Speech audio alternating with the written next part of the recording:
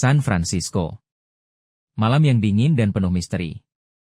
Seorang wanita pirang mengikat seorang bintang rock yang sudah pensiun, Johnny Boss, keranjang dengan syal sutra. Tapi yang tampak seperti sesi cinta berujung ngeri. Dengan espik di tangan, wanita itu menikam Johnny hingga tewas. Kasus pembunuhan brutal ini langsung menarik perhatian detektif polisi San Francisco, Nick Curran, dan rekannya, Gus Moran.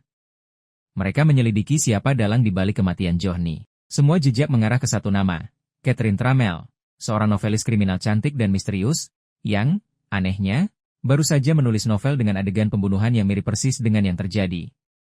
Saat diinterogasi, Catherine benar-benar berbeda dari orang biasa. Dia santai, bahkan menantang, dengan merokok di ruang interogasi dan sengaja menggoda para penyidik.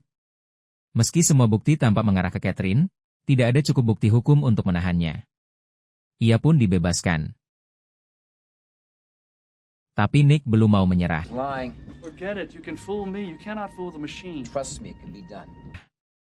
Ia mulai menggali masa lalu Catherine. Yang ia temukan jauh lebih gelap. Catherine punya sejarah berteman dengan para pembunuh. Ada Roxy Hardy, pacar Catherine, yang pernah membunuh kedua adik lelakinya saat remaja. Ada juga Hazel Dopkins, seorang wanita yang membunuh suami dan anak-anaknya. Nick sendiri bukan tanpa noda. Ia dikenal sebagai polisi bermasalah, apalagi setelah insiden penembakan 2 turis saat dia sedang mabuk kokain dalam misi penyamaran. Karena itu, Nick harus rutin menjalani konseling dengan psikolog kepolisian, Dr. Beth Garner, yang juga sempat menjalin hubungan asmara dengannya. Saat penyelidikan berlangsung, Nick sadar bahwa Catherine sedang menulis novel baru. Dan tokoh utamanya adalah seorang detektif yang terbunuh setelah jatuh cinta pada wanita yang salah. Kecurigaan Nick semakin dalam. Apalagi setelah ia tahu ada kemungkinan Catherine menyuap Letnan Martin Nielsen untuk mendapatkan file psikologisnya. Marah, Nick menghajar Nielsen di kantornya. What do you want, Curran? You sold her my file, didn't you? Who are you talking about? Catherine Trammell. How much did she pay you? Tak lama kemudian, Nielsen ditemukan tewas. Lagi-lagi dibunuh dengan espik. Nick menjadi tersangka dan diskors dari kepolisian. Suatu malam, Nick melihat Catherine dan Roxy sedang pesta kokain di klub milik Johnny Boss. Tak butuh waktu lama sebelum Nick menyerah pada daya tarik Catherine.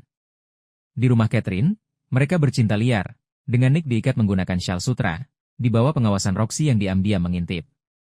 Gus Moran, partner Nick, gusar dengan hubungan mereka. Ia menemukan fakta bahwa Letnan Nielsen menerima uang suap $50.000, jauh sebelum Nick bertemu Catherine. Semua ini membuat segalanya makin rumit. Cemburu, Roxy mencoba membunuh Nick dengan menabraknya menggunakan mobil Catherine. Tapi Roxy malah kehilangan kendali dan tewas dalam kecelakaan.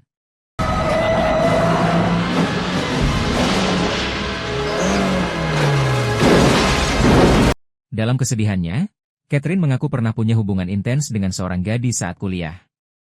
Hubungan itu berakhir buruk, ketika gadis itu jadi terlalu terobsesi. Gadis itu tak lain adalah Beth Garner, psikolog yang selama ini dekat dengan Nick. Beth membantah semua tuduhan Catherine, dan justru menuding Catherine lah yang dulu terobsesi padanya. Namun, saat Nick menggali lebih dalam, ia menemukan banyak fakta mencurigakan, termasuk kematian seorang profesor kampus mereka, dibunuh dengan espik, dan keterkaitan Nielsen dengan kasus pembunuhan suami Beth. Nick menemukan draft akhir novel Catherine. Si detektif menemukan mayat partnernya di dalam lift. Merasa firasat buruk, Nick bertemu Gus Moran, yang berencana menguak masa lalu Catherine lewat teman sekamar kuliahnya. Namun ketika Nick tiba, semuanya sudah terlambat. Gus ditemukan tewas di lift. Tikaman espik, lagi-lagi. Beth muncul di tempat kejadian, mengaku mendapat pesan untuk bertemu Gus. Dalam ketegangan, Nick percaya Beth hendak menarik senjata, dan tanpa pikir panjang, ia menembaknya. Namun ternyata Beth tak bersenjata. Dalam penyelidikan, semua bukti mengarah ke Beth. Ditemukan banyak foto dan kliping berita tentang Catherine di rumah Beth. Membuat seolah-olah Beth adalah orang yang selama ini membunuh Boss, Nielsen, Moran, bahkan suaminya sendiri. Nick hancur. Ia merasa dibohongi, digunakan, dan dikhianati oleh semua orang di sekitarnya.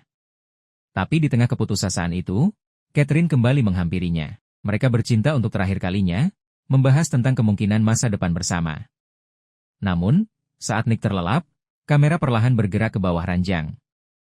Terlihat sebuah es-pick tersembunyi di bawah tempat tidur. Sebuah tanda tanya besar tersisa. Apakah Catherine benar-benar membunuh semua orang itu? Atau mungkin, kejahatan itu tidak akan pernah berhenti?